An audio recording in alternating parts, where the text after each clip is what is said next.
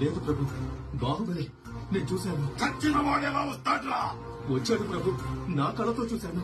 వాడు మన వాళ్ళందరినీ ఒంటి చేతో చంపేస్తుంటే ఆ నరసింహస్వామి స్వయంగా విచ్చేసినట్టు.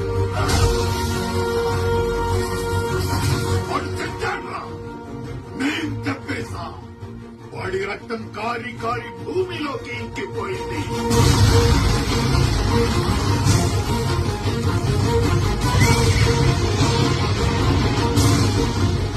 వాడి శరీరం మంటల్లో కాలి కాలి బూడిదైపోయింది.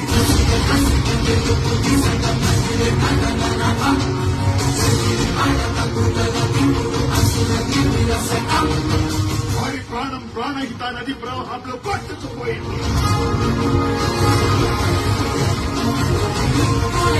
శ్వాసగా